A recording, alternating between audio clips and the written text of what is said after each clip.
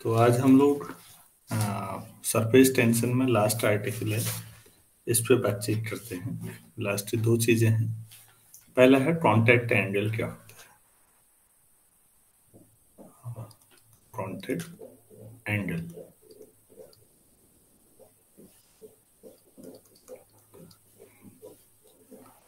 तो बच्चों नॉर्मली क्या होता है कि पानी में अगर कोई चीज रखी जाती है तो हम ये कहते हैं ये पानी है, इस तरह से ना। ये ऑब्जेक्ट है, कोई डुबाया है, ये पानी है। तो ठीक है, ये मोटे तौर पर लगभग ऐसा ही है।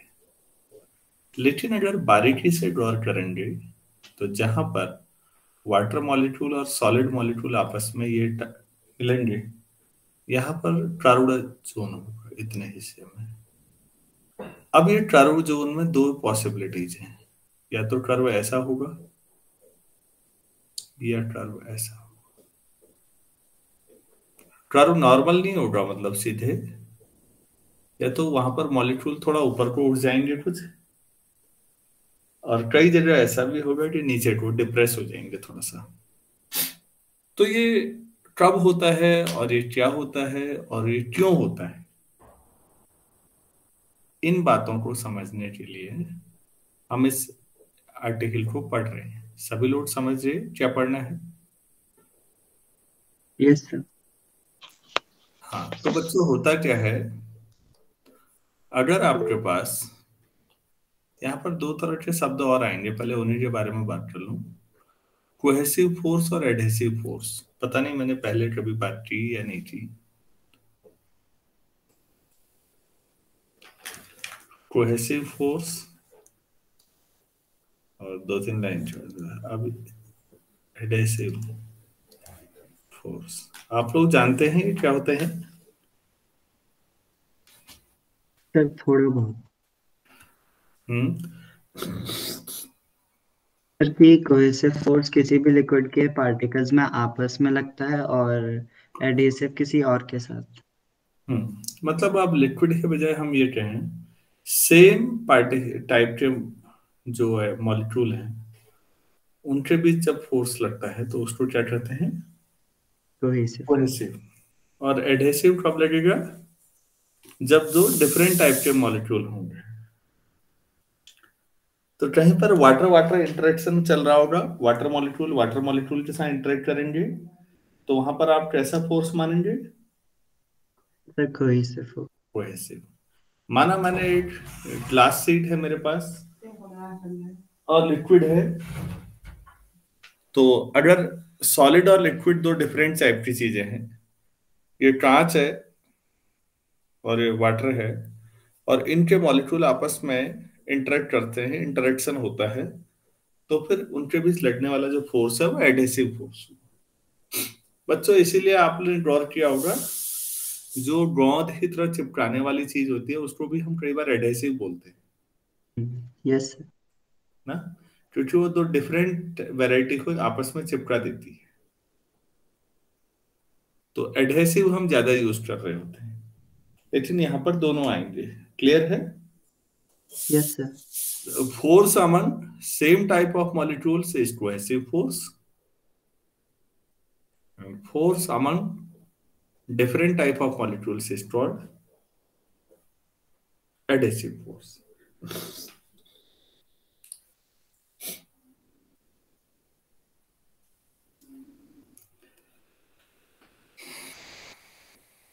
मेरे ख्याल से समझ में आ गया होगा। Yes sir. ठीक।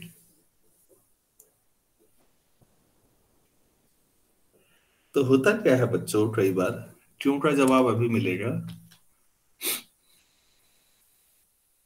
मान लेते हैं यहीं पर, मैं भी दोबारा एक बार फिर बनाता हूं।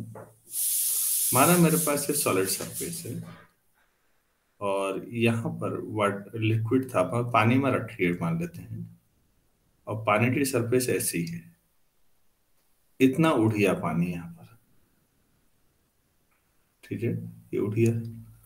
तो फिर पानी जो ऊपर आपके पास आ रहा है, वो यहाँ पर टेंजेंट अगर ड्रॉ करेंगे तो इस तरह से आएगी।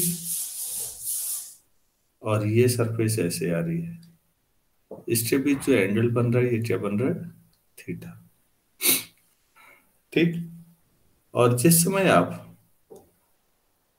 ये सॉलिड सरफेस ऐसे ही है और लिक्विड सरफेस ऐसे गई, ऐसे, तो आप कहेंगे कि इनके बीच का जो एंगल है वो डिप्रेस हुआ, तो हम इसे टेंजेंशियल ऐसे ले लेंगे, लेकिन एंगल हम इसी प्ले सरफेस से ही काउंट करेंगे जो वर्टिकली डाउनवर्ड जा रही है। तो वर्टिकल डाउनवर्ड जो जा रही है सरफेस आपकी, यहीं से काउंट करोगे तो कौन सा एंगल आएगा, नीचे से लेके ये वाला, ये थीटा होगा। ये बात समझ में आ रही है सबको? Yes sir. तो दो ट्रेस बनेंगे, एक ट्रेस में जो थीटा होगा पहले वाले ट्रेस में, वो पाई/2 से छोटा हो रहा है, और दूसरे में थीटा पाई/2 से पाई के बीच है। तो होता क्या है बच्चों, जब एंगल 90 से कम है जिस ट्रेस में, उसमें लिक्विड ऊपर चढ़ गया है थोड़ा, और जिसमें एंगल 90 से ज्यादा होगा, सरफेस और लिक्विड सरफेस के, लिक्विड जहां पर टच कर रहा है वो टेंजेंट के बीच, जहां पर एंगल 90 से ज्यादा होगा वहां पर थोड़ा सा डिप कर जाएगा, वो नीचे को चले जाएगा, दूर चले जाएगा। तो ये जो 90 से ज्यादा वाले हैं दूसरा ट्रेस, इस मामले में ये चिपक नहीं पाएंगे सरफेसेस। इस पे हम फिर बात करेंगे, पहले इतना समझ में आया आप लोगों को थीटा कैसे कैलकुलेट करेंगे? Yes sir. हाँ, ये दोनों डायग्राम बनाइए तो, जो मैंने बनाए।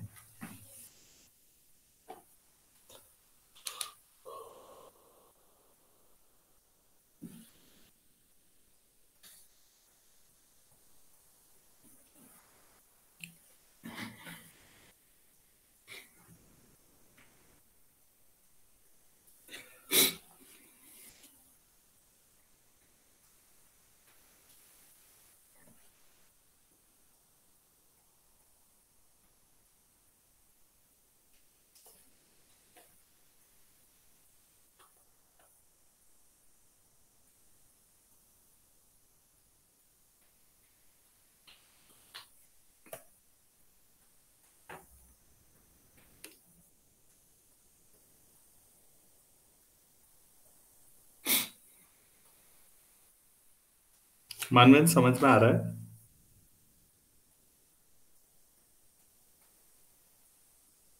योग्यता? Yes sir. Yes sir. चलो ठीक है। तो बच्चों बना लिया है आप लोगों ने, आगे बढ़े। Yes sir. Yes sir. तो लिखिए the angle between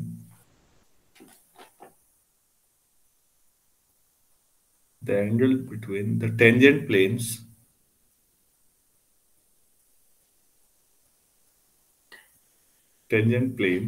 at the solid surface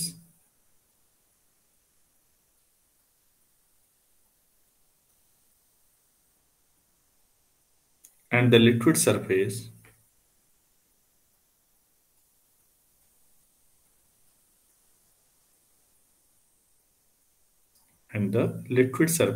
at the contact is called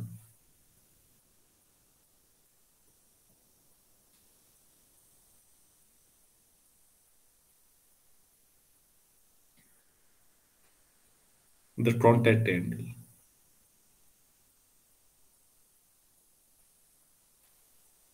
Is called the contact angle. तो कॉन्टैक्ट एंगल क्या है बच्चों? टेंजेंट सरफेस, टेंजेंट ये जो एंगल है सॉलिड सरफेस और लिक्विड सरफेस के बीच का एंगल। सरल शब्दों में आपने टेंजेंट लाइन के बारे में पढ़ा होगा, टेंजेंट लाइन में जो है बहुत सारी एक साथ हों तो टेंजेंट प्लेन बन जाएगा।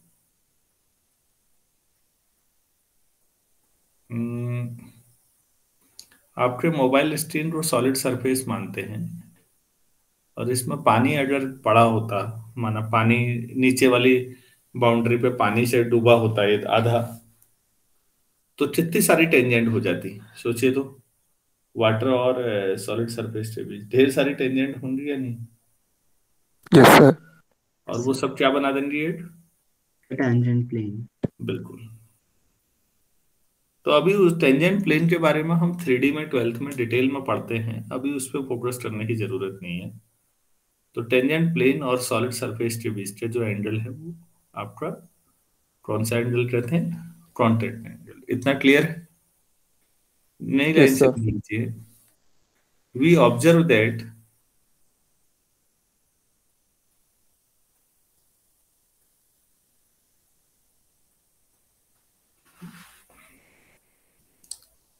we observe that the liquid rises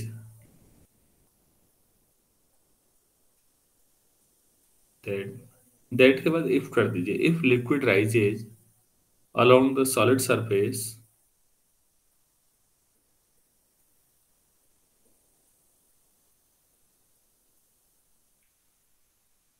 along the solid surface comma then theta less than 90 degree या पाई बाय 2। तो थीटा क्या होता है? 90 से छोटा होता है।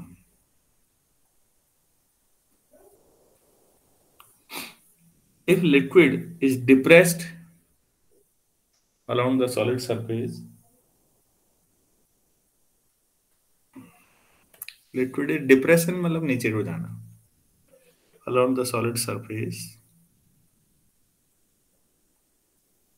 थीटा ग्रेटर देन 90 होता है।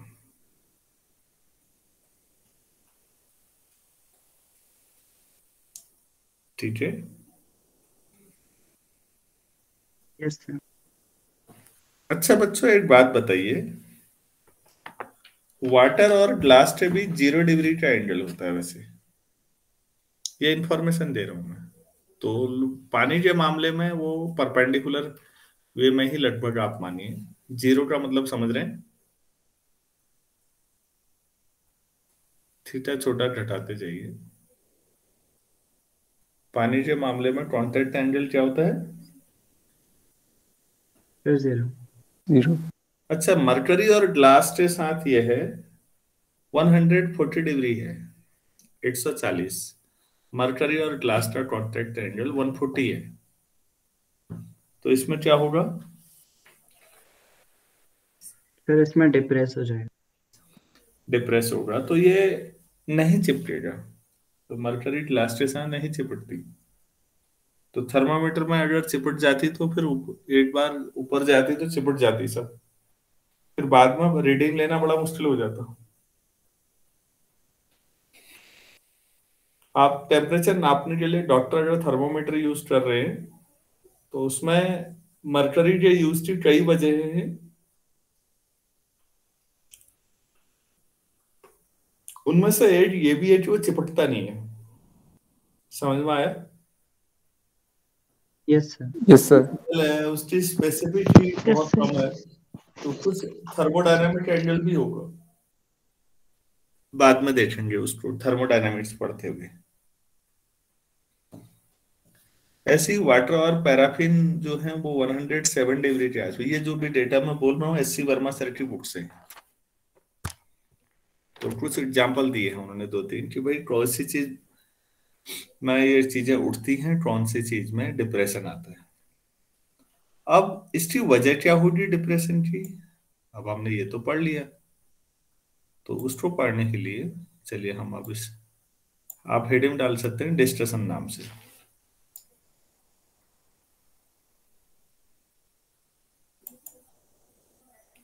तो चलिए अब हम थोड़ा इस पे बातचीत कर लें। होता क्या है, डिस्कशन में भी हम 2 डायग्राम बनाएंगे। अब मान लेते हैं ये सॉलिड सरफेस है, मान लो कोई ग्लास शीट मैंने ऐसे बिठा दी, डाल दी, और लिक्विड जो है वो थोड़ा सा उठते हुए ऐसे आ रहा है, ठीक है। तो इसका मतलब है लिक्विड मॉलिक्यूल पर जो कोहेसिव फोर्स होगा, हम इसको एक्सप्लेन करेंगे पूरा। मैं कलर बदल देता हूँ इसमें, इसमें जो फोर्स लगेगा यहाँ पर टेंजेंशियल, वो एफ लिक्विड मॉलिक्यूल में एफ एल कर देते हैं। सपोज ये है, जो पोर्शन ऊपर को यहाँ पर आया है, ऊपर को उठ गया है, उसका वेट डब्ल्यू कहाँ को लगेगा? नीचे को, ठीक है। और इसके परपेंडिकुलर डायरेक्शन में आपके पास, नहीं, इधर को जो लगेगा, जो सॉलिड मॉलिक्यूल खींच रहे हैं, ये क्या है? F of S, solid molecule के द्वारा लगा हुआ फोर्स। सॉलिड मॉलिक्यूल फोर्स लगाएंगे या नहीं लगाएंगे एडेसिव लिक्विड मॉलिक्यूल पर? जो उठा हुआ इस पोर्शन है उसी के बारे में बात हो रही है कि उस पर क्या क्या फोर्स लगेंगे। एक तो फोर्स लगेगा जो सॉलिड मॉलिक्यूल अपनी ओर अट्रैक्ट किए रखेंगे उसको, एडेसिव फोर्स। क्लियर हुआ? Yes sir. Yes sir. एक लिक्विड मॉलिक्यूल जो इस साइड वाले नीचे वाले हैं वो खींचेंगे टेंजेंशियल अपनी ओर। और तीसरा जो उठा हुआ हिस्सा है, उस पानी की बात हो रही है, हाँ, केवल जो उठा हुआ है, बाकी नहीं। तो उसका वेट डब्ल्यू तो नीचे को ही लगेगा। अब ये तीन फोर्स यस है, सर। तो इनका जो रिजल्टेंट होगा, रिजल्टेंट इस सरफेस के परपेंडिकुलर होगा बच्चों। ये जो सरफेस है यहाँ पर जो बन रही है सरफेस, इसके परपेंडिकुलर का मतलब हुआ ऐसा, ये रिजल्टेंट फोर्स है F, ये लगेगा। ये लाल वाली जो ऊपर को लाइन है उससे परपेंडिकुलर होगी। अगर आप दूसरी सिचुएशन भी लीजिए यहीं पर, अगर आप ये मानते हैं कि क्लास सीट ऐसे आ रही है,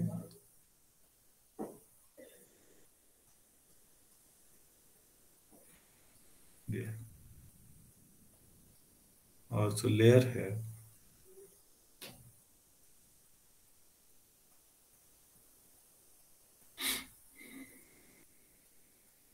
ये वाली है, ये नीचे को आ रहा है,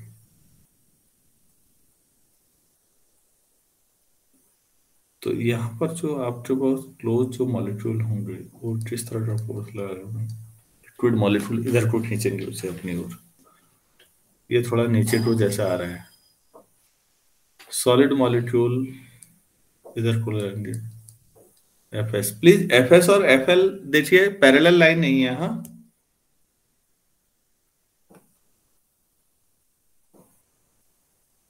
एफ एस और एफ एल पैरेलल हैं क्या? सीधे ही चल रहा है आगे को, या एफ एल थोड़ा सा नीचे को है, झुका हुआ? सर झुका हुआ है। तो और वेट जो होगा इस पोर्शन का वो नीचे को लगा होगा, ठीक है। तो जो रिजल्टेंट फोर्स होगा इनका, वो इधर को आएगा इस केस में। यही जो रिजल्टेंट फोर्स वाले दो एक्सप्रेशन है ना, यही तय कर रहे हैं एक्चुअल में कि लिक्विड ऊपर को जाएगा या नीचे को जाएगा, मतलब डिप्रेस होगा या ऊपर एलिवेट होगा। क्या आप लोगों ने बना लिए हैं? Yes sir.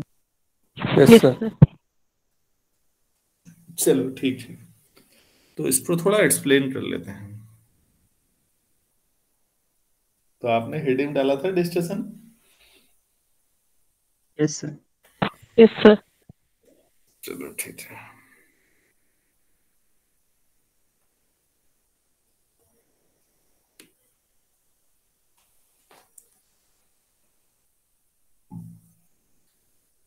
तो लिखिए, let us discuss why the liquid surface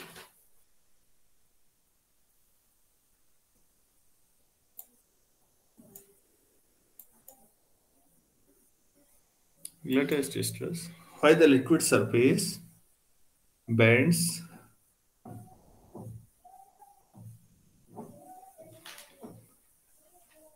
bends near the contact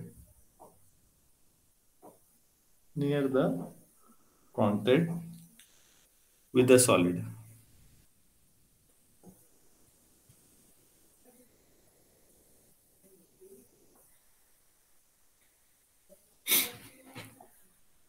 ठीक है, तो अब हम एक एक करके बात करते हैं। हम एक वाटर का छोटा सा हिस्सा लेते हैं जो थोड़ा ऊपर को उड़िया है या थोड़ा नीचे दब गया है, फिर उस पर कौन कौन से फोर्स लगे हैं, और फिर हम बात करेंगे उसका रिजल्टेंट फोर्स कहाँ को आएगा। तो लिखिए, let us take small part of the liquid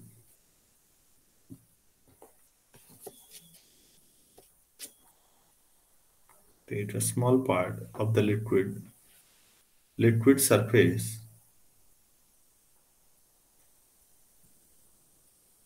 near its contact with the solid.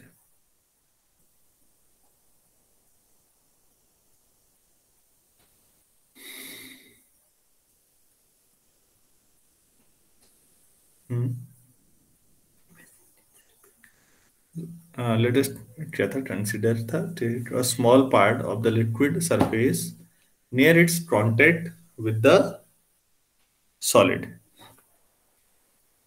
तो ये यही डायग्राम है जो बने हैं, इतना लिखा। Yes, Yes, sir. sir. Full stop. The forces acting on this part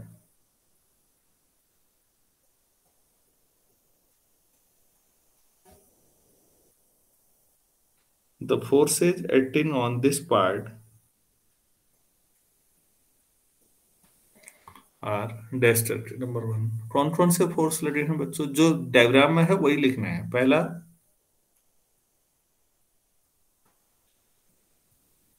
attraction due to molecules. Number one में attraction due to molecules surface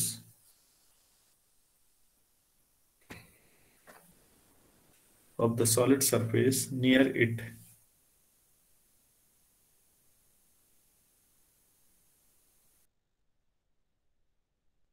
ये इसको क्या कहेंगे, दैट इज एफ एस होगा या नहीं, एस सफिक्स में सॉलिड की वजह से यही लिखा हुआ है पहला।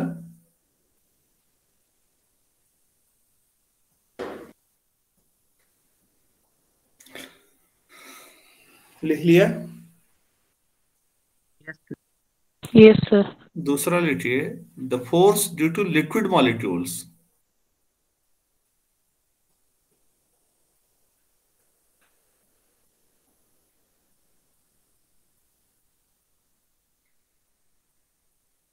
The force due to liquid molecules near this part,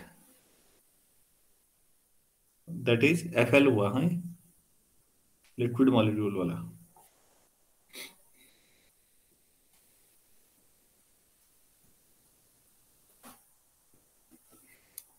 ठीक है ना। और तीसरा, जो आपने मान लिया कि ये पार्ट ऊपर को उठा है या डिप्रेस हुआ है, इतने का वेट भी तो होगा। तीसरा पार्ट लिखिए, the weight of the part considered.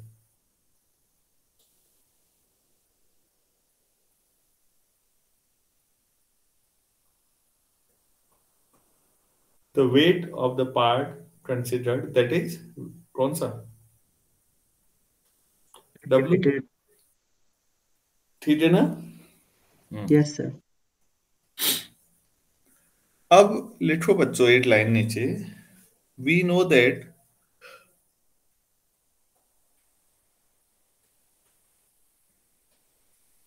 a liquid in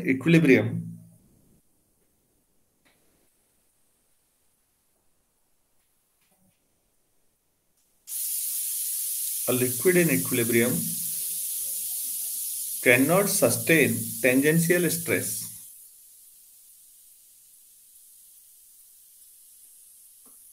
Cannot sustain tangential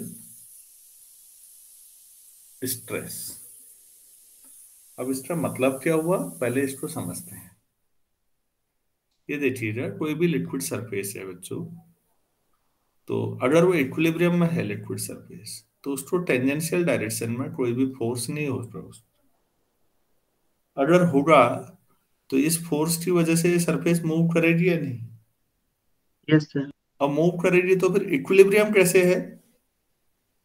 आप तो कह रहे हैं इक्विलिब्रियम है, तो मतलब क्या होगा? तो सरफेस की टेंजेंशियल जो है उस डायरेक्शन में कोई भी फोर्स, नेट फोर्स नहीं होगा। 0। हाँ बिल्कुल, जीरो होगा। अब आप कह रहे हैं कि तीन फोर्स ही लगे हुए हैं, एफ एस, एफ एल और डब्ल्यू। तो एक तरीका हो सकता है कि ये नेट फोर्स जो है सरफेस के टेस्ट डायरेक्शन में लगा हो, परपेंडिकुलर। क्योंकि परपेंडिकुलर अगर एफ ले लिया आपने ऊपर को तो उसका हॉरिजॉन्टल कंपोनेंट क्या आ जाएगा?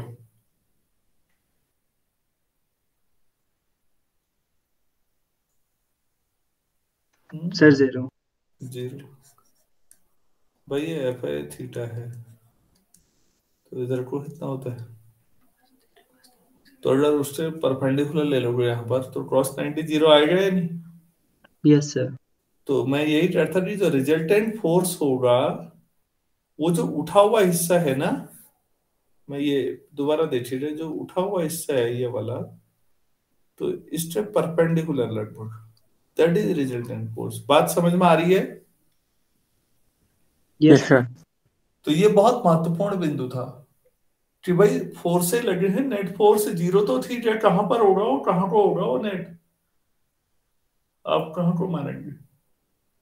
वो मानेंगे जो सरफेस थी उसके परपेंडिकुलर डायरेक्शन। क्यों मानेंगे, क्लियर है? Yes sir. Yes sir. तो लिखिए फिर, hence the resultant force F will be perpendicular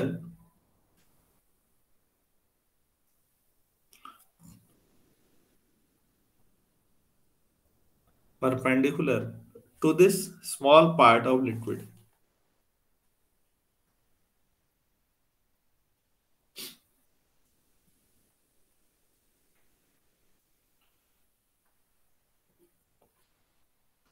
अब लिक्विड है स्मॉल, जो छोटा सा हिस्सा है उसके परपेंडिकुलर तो दो डायरेक्शन आ रही हैं। एक तरफ एफ पहले वाले केस में सॉलिड की तरफ जा रहा है, सॉलिड के अंदर, और दूसरे में लिक्विड की तरफ जा रहा है। क्लियर है ना? ऐसा यस हो रहा सर। है? हाँ सर। हम्म। तो अगर रिजल्टेंट फोर्स सॉलिड सरफेस की तरफ को हो, लेफ्ट साइड को, पहला वाला ट्रेस, तो इसका मतलब उस ट्रेस में जो लिक्विड है वो राइज करेगा, थोड़ा सा ऊपर को उठेगा।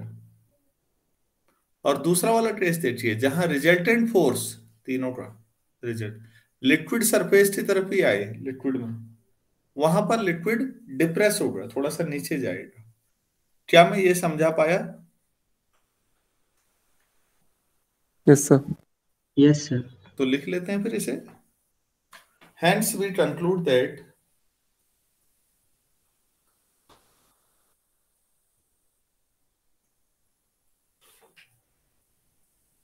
डैश करके number one,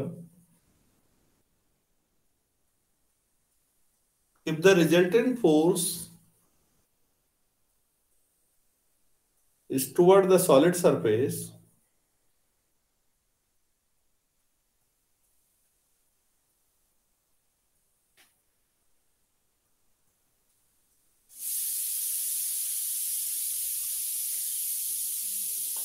is toward the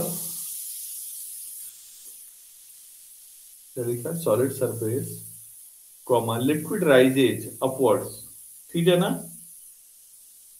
yes sir. तो दूसरा खुद ही लिखो क्या होना चाहिए। सर अगर रिजल्टेंट फोर्स लिक्विड सरफेस की तरफ है तो लिक्विड डिप्रेस हो जाएगा।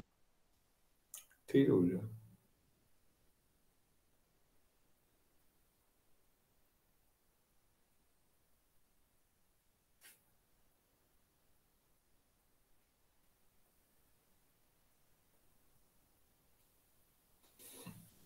लिख लिया दूसरा। Yes sir. तो बच्चों ये हमने आपको समझाने की कोशिश की कांटेक्ट एंगल के बेस पर कि लिक्विड कब राइज करता है और कब डिप्रेस होता है सॉलिड सरफेस के कांटेक्ट में आने पर। समझ में आ गया है? Yes sir. चलो यस ठीक सर। है। तो अब हम नई चीज पढ़ते हैं, फिर नया डेरिवेशन करते हैं, अगर ये क्लियर हो गया तो नॉर्मली हम लोग कैपिलरी समझते हैं।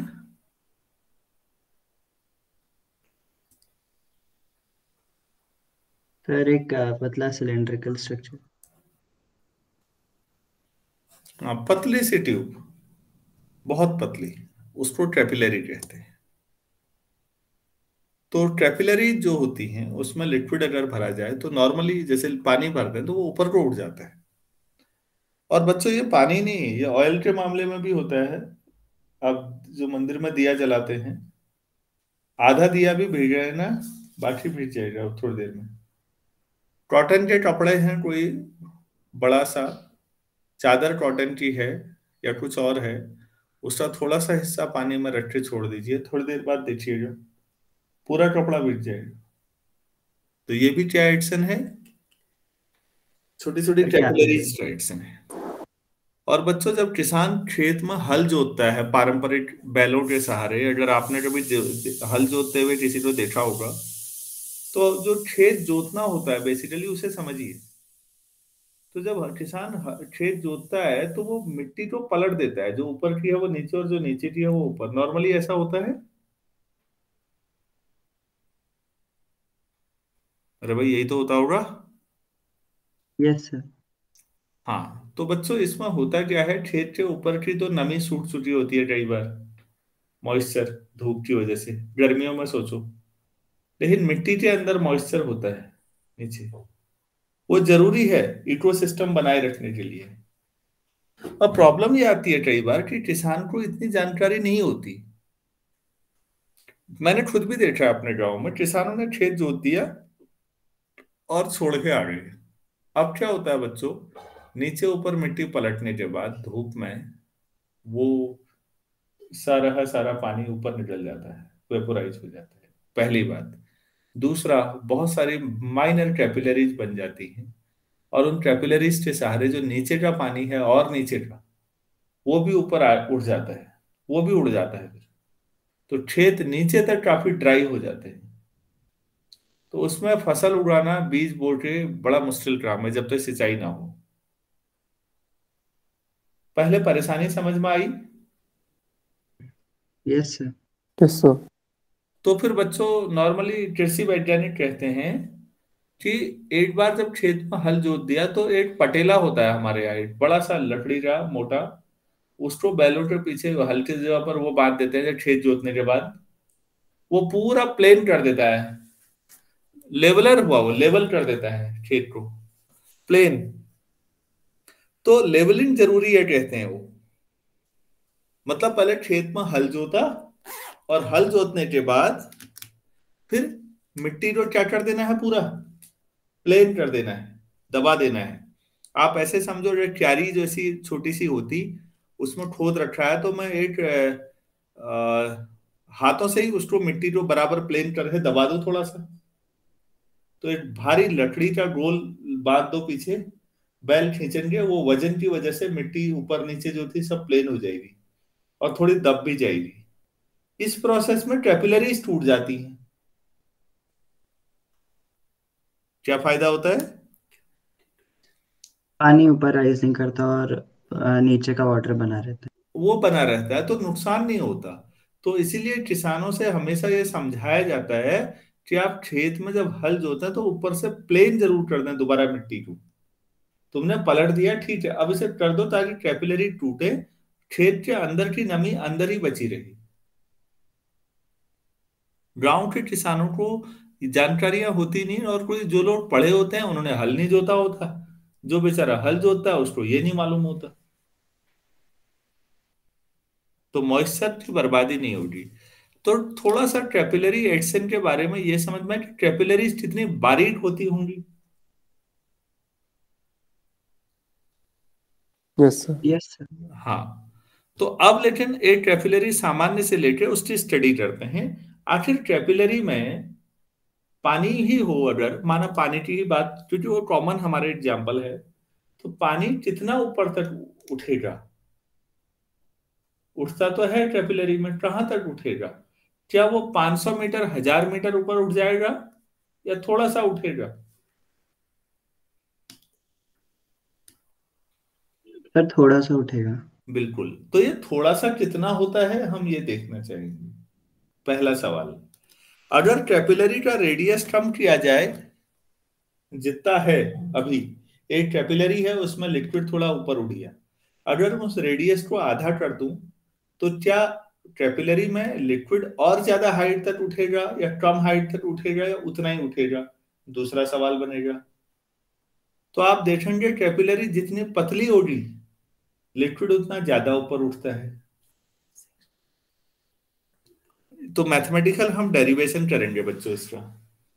तीसरा, अगर कोई कैपिलरी में माना हमने कैलकुलेट किया एच हाइट तक पानी उठ सकता है इसमें, और किसी ने कैपिलरी आधी तोड़ दी, तो क्या पानी बाहर निकल जाएगा या जितनी कैपिलरी होगा वहीं तक पहुंचेगा ऊपर तक? ये सोचना है। आपने वो रुई मंदिर वाला सोचिएगा, ऑयल में भिगाने वाला।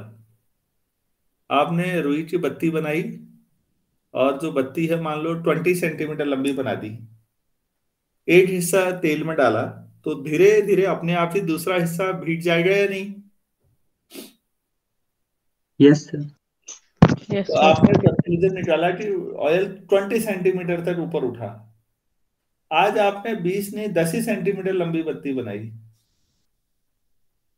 तो आज भी ये जो ऑयल उठेगा तो 10 तक ही उठेगा या 20 तक पहुंच जाएगा? सर सर 10 10 तक तक ही ही उठेगा। उठेगा। एग्जैक्टली। कैपिलरी है एडिशन में बड़ी जोरदार बात आएगी, अभी हम देखेंगे कि कैपिलरी में पानी एच हाइट तक उठ सकता है।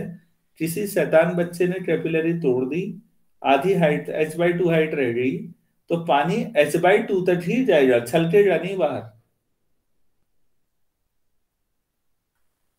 तो ये कुछ इंटरेस्टिंग बातें हैं, अगर मैं समझा पाया हूं तो ये क्यों होता है और कैसे होता है, चलिए इस पे बातचीत करते हैं। पहले हम लोग एक कैपिलरी का छोटा सा स्ट्रक्चर बनाते हैं। अब बच्चों इतनी पतली होती है कैपिलरी, ये समझाया मैंने, लेकिन जब हम डेरिवेशन करेंगे तो थोड़ा डायग्राम साफ बनाने के लिए माइक्रोस्कोपिक वे में सोचिएगा, थोड़ा बड़ा बनाएंगे। तो हम चौड़ा बना रहे हैं, मान लेते हैं ये कैपिलरी है और इसमें लिक्विड जो है सपोज यहाँ तक है। अब तो मैं ऐसे बना दूं इसको थोड़ा, ताकि 3D पिक्चर जैसी लगे।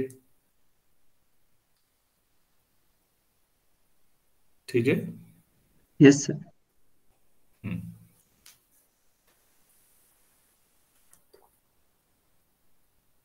आप इसको ऐसे समझिए, यहाँ पर जो सरफेस आई उसकी टेंजेंशियल ये एरिया, ये थीटा, इधर भी सिमेट्री से वैसा ही बनाना भाई, एंगल दोनों साइड थीटा ही होगा फिर। थीटा ये है। यहाँ पर ये बी, ये सी, ये डी।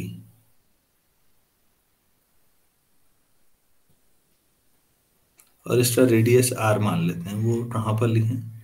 यहाँ पर लिख लेते हैं, यहाँ से यहाँ तक ये आर है। और अब आप कहेंगे लिक्विड कहाँ पर है? ये तो कैपिलरी है, तो जो बाकी लिक्विड है ये तो कैपिलरी में उठा हुआ लिक्विड है। बच्चों बाकी लिक्विड ऐसे बना लीजिएगा, एक पतली कैपिलरी पानी में डुबाई होगी ना, तो पानी उड़ गया होगा। समझ में आया? Yes sir. हम्म। तो हमारे पास ये है। एक बार मैं फिर बना रहा हूं इसको।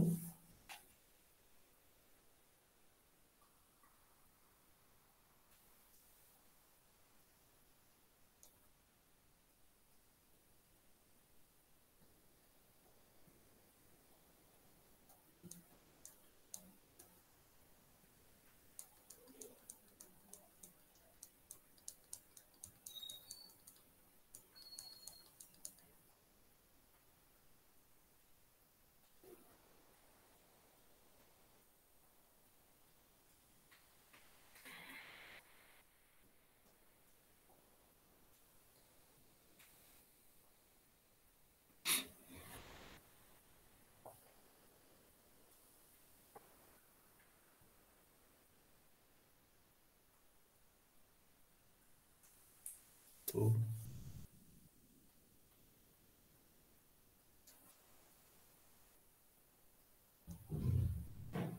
इसको एस इंटू डी एल करिए, मैं फिर समझाऊंगा क्या है। तो इधर को थीटा, इधर को S D L cross theta, तो जाहिर सी बात है इधर को S D L sine theta.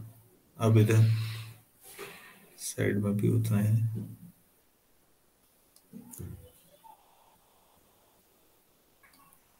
Theta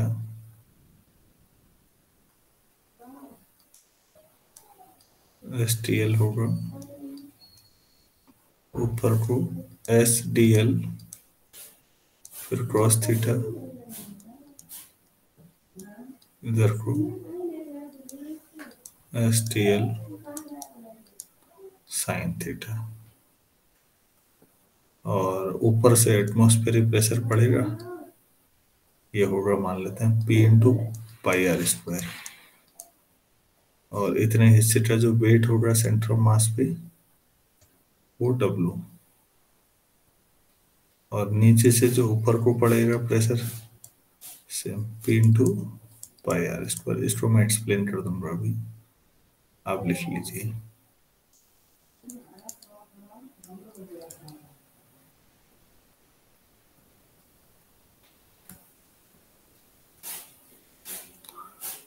बना लिया आप लोगों ने, आराम से बना लीजिए एक बार, बहुत आसान है, कुछ नहीं है। कैपिलरी का पहला जो डायग्राम है उसी को थोड़ा बढ़िया करके एक्सप्लेन कर दिया है, दूसरा बना दिया है। स्क्रीनशॉट भी ले लीजिएगा ताकि आप बाद में भी बना सकें, नहीं तो एससी वर्मा से ही मैं करा रहा हूं, वहां है ये।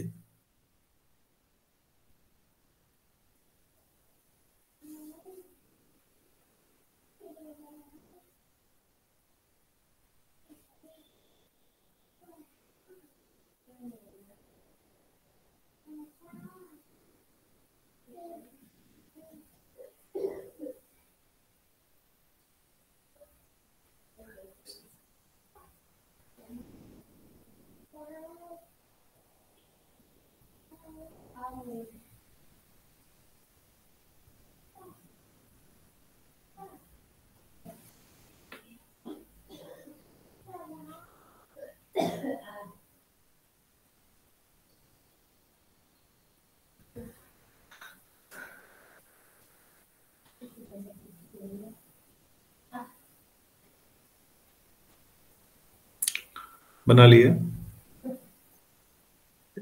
Yes sir.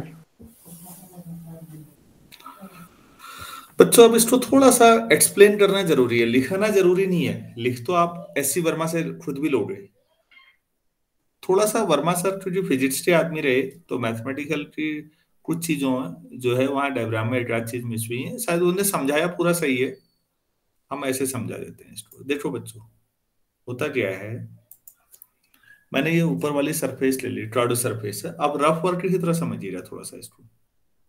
ये सरफेस है ना, ये। तो इस सरफेस पर ऊपर से एटमॉस्फेरिक प्रेशर पड़ेगा या नहीं पड़ेगा? अगर वो प्रेशर P है तो इस पूरे सरफेस पर पड़ेगा। R रेडियस की सरफेस है तो सर्कल बन रहा होगा ऊपर, कैपिलरी हम सर्कुलर मान लें।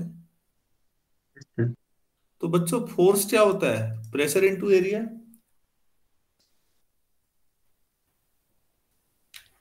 क्यों? फोर्स क्या होता है? या pressure yes force sir. Upon area. तो अब ये एटमॉस्फेरिक फोर्स है या नहीं ऊपर से नीचे को लगने वाला? Yes sir. अच्छा बच्चों, एक चीज और, जरा सा आप लोगों ने अभी इस पे नहीं पढ़ा है पूरा, एटमॉस्फेरिक प्रेशर के बारे में बात नहीं हुई है ज्यादा। ये कैपिलरी है, यहाँ पर लिक्विड था सोचिएगा, तो हम ये मान रहे हैं कि यहाँ पर एटमॉस्फेरिक प्रेशर है, तो वो तो यहाँ पर भी होगा। और ये कैपिलरी इतनी भयंकर तो होनी है नहीं, आप भी जानते हैं, तो ये लगभग प्रेशर यहाँ पर भी उतना ही होगा, ठीक है ना। यहाँ पर भी जो प्रेशर है ये उतना ही होगा जितना यहाँ पर कैपिलरी के ऊपर था। मेरी बात समझ रहे हैं ना? ये अगर पी था तो हम इसे भी पी लेंगे। तो यहाँ पर भी जो प्रेशर नीचे से ऊपर को होगा फिर अब जो लगेगा वो भी पाई इंटू पी, नहीं p into pi r square ही होगा। मेरी बात समझ में आई आप लोगों को? Yes sir. ठीक। तीसरा जो है, कैपिलरी के अंदर जितना लिक्विड भरा हुआ है उसका वेट W तो नीचे को ही लगेगा। 3 फोर्स हो गए, इतना क्लियर है? Yes sir. अच्छा, अब ये सोचिएगा कि ये जो लास्ट मैंने SDL वाला ले रखा है, ये मेरे पास है और मैंने इसमें छोटा सा पोर्शन ले लिया DL लंबाई का, इतना सा, ठीक है ना? ये समझ पा रहे हैं आप लोग? और ये लिया तो ये S इंटू DL हो गया फोर्स। ये फोर्स तो तिरछा लग रहा है ना, तो अगर इधर को ये एंगल थीटा है तो ये कितना हो जाएगा ऊपर को? SDL का cross theta component, yes sir. और इधर को सर साइन थीटा। SDL का साइन थीटा कंपोनेंट, इधर को क्रॉस, वही लिखा हुआ है ऊपर बना हुआ है, ठीक है? Yes sir. अब आप कहेंगे सर इसमें तो बहुत ज्यादा सिमेट्री है, जैसा सर्कुलर है ऐसा ले सकते हैं, तो डायमेट्रिकली ठीक अपोजिट साइड भी ऐसा ही ले सकते हैं, मैंने लेके देखा है। Yes sir. तो बच्चों वहां भी यही बनाया जा सकता है दूसरी साइड। हाँ सर। अब आप एक बात गौर करो, ये SDL साइन थीटा दोनों में अपोजिट नहीं आ गया, इक्वल और opposite? Yes sir. SDL sine theta equal opposite, ये कैंसिल हो जाएगा या नहीं? हाँ सर। तो सरफेस पर आप हर बार 2 पॉइंट लेंगे तो साइन कंपोनेंट कैंसिल हो जाएंगे और क्रॉस कंपोनेंट ऐड हो ऐड हो जाएगा। जाएंगे सारे। तो हम सारे क्रॉस वाले जोड़ देंगे, वही फोर्स है जो ऊपर की ओर ले जाने के लिए रिस्पॉन्सिबल है। Yes sir. वो फोर्स और वेट एक दूसरे को बैलेंस करेंगे ना, जहां पर वहां तक चलेगा पानी वहां रुक जाएगा फिर। अरे भाई शुरू में कैपिलरी में पानी ही नहीं था और ऊपर को लगने वाला फोर्स तो फिक्स था, मान लो 5 न्यूटन। अब वो उसकी वजह से, उसके खिंचाव की वजह से पानी ऊपर को उठा। अब जो पानी यस। उठता गया धीरे धीरे ट्यूब में, उसका भी वेट बढ़ता गया या नहीं? Yes sir. Yes sir. एक स्टेज आएगी जो ट्यूब में इतना पानी आ चुका होगा कि उसका वेट भी 5 ही न्यूटन हो गया होगा। तो यस सर। अब क्या ऊपर को लगने वाला 5 न्यूटन अब और पानी को ऊपर चढ़ा लेगा? Yes sir.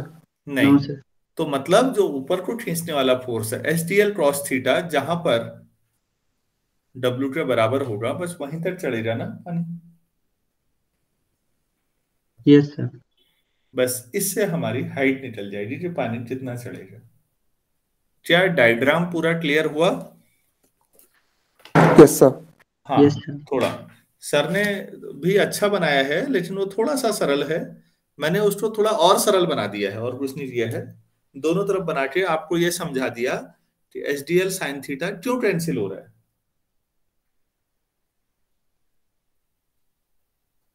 तो अब आप लोग खुद लिख सकते हैं नहीं? Yes sir. अरे बुक से लिख यस। लोगे? Yes sir. नोट्स खुद बनाओगे यार, कोई दिक्कत नहीं। अब मेन कंसेप्ट समझाना था, मैंने कंसेप्ट समझा दिया बच्चों। ऊपर को लगने वाला फोर्स जो नेट होगा ना, सुनो, जो ऊपर को लगने वाला फोर्स होगा 8 पॉइंट पे, तो तुमने कहा SDL साइन थीटा था, तो ऊपर को टोटल क्या हो जाएगा सबको सर जोड़ दो। Cos theta. अरे ऊपर को क्रॉस है, हाँ, तो S क्रॉस थीटा बाहर आ जाएगा, क्या बचेगा केवल सर DL। छोटे छोटे पार्ट DL, सारे जुड़ जाएंगे तो पूरी बाउंड्री बन जाएगी या नहीं? Yes sir. Yes sir. तो S क्रॉस थीटा तो ठीक है, ये कितना आ जाएगा? तो ये लिखा होगा, उन्होंने देख लो, उन्होंने इंटीग्रेशन की मदद ली तो वही लिखा है सर ने। आप लोगों के पास SC वर्मा है यहाँ पर? Yes sir. तो पेज नंबर 289 है मेरी बुक में, 289 पेज पर। तो उन्होंने हाँ ऊपर सर। को लगने वाला फोर्स जो है उसको इंटीग्रेट किया, मैंने समेशन लिया, उससे कोई फर्क नहीं पड़ता, एक सब पे जोड़ना ही है। तो अब आपको नोट्स में पूरा लिखना पड़ेगा, सुनिए प्लीज। नोट्स जैसे सर ने लिखा है वैसे ही होगा। उसमें कई सारे फोर्सेज हैं। ऊपर को लड़ने वाला टोटल फोर्स तो ये निकाल दिया हमने, लेकिन एटमॉस्फेरिक फोर्स जो है, प्रेशर जो है वो कैंसिल आउट होगा, लेकिन आप उसे लिखेंगे ना पहले। और यस लास्ट सर। में हाँ, तो वेट कितना होगा? ये ऊपर को लड़ने वाला फोर्स है, नीचे को लड़ने वाला फोर्स क्या है? Sir wait. वेट। वेट के लिए पहले मास निकालिए। मास होता है वॉल्यूम इनटू डेंसिटी। वॉल्यूम क्या होगा भाई? सिलेंड्रिकल शेप में ऊपर बढ़ा तो पाई आर स्क्वायर एच। यस अब अगर वॉल्यूम को डेंसिटी से मल्टीप्लाई करें तो क्या बन जाता है? Sir wait. मास। मास यस को जी से मल्टीप्लाई करें तो सर वेट। अब बनाए वेट। ये कौन सा वेट फोर्स है जो डाउनवर्ड है? डाउनवर्ड ये वाला फोर्स है। और अपवर्ड क्या था? वो था S cross theta into 2 pi r. याद है? Yes sir. दोनों को जो बराबर कर दोगे तो वहां पर आपको एच मिल जाएगी या नहीं, हाइट। Yes sir. लेकिन बच्चों इसमें लैंग्वेज तो काफी होगी ना, बिना लैंग्वेज के नोट्स नहीं बनेंगे। तो आपको डेरिवेशन का मेथड समझ में आया? Yes sir. हाँ। अब आप एस सी वर्मा जब आपने खोलिए तो एच इक्वल टू देखिए क्या आया है, 2s cos theta upon r into rho into g. तो रेडियस जितना कम होगा एच उतना ज्यादा होगा या नहीं? Yes sir. Yes sir. Inversely proportional है। और लिक्विड की डेंसिटी भी जितनी कम होगी उतना ज्यादा बढ़ेगा। जो डेंस हो जाएगा तो वो बढ़ना मुश्किल हो जाएगा, वो तो कॉमन सेंस है। तो ये आपके पास फॉर्मूला है, ठीक है। नीचे का आप छोड़ दीजिएगा। अब इसी में राइट लेफ्ट पेज में ही जो सेकंड कॉलम हमारा है उसमें लिखा है एक heading, tube of insufficient length.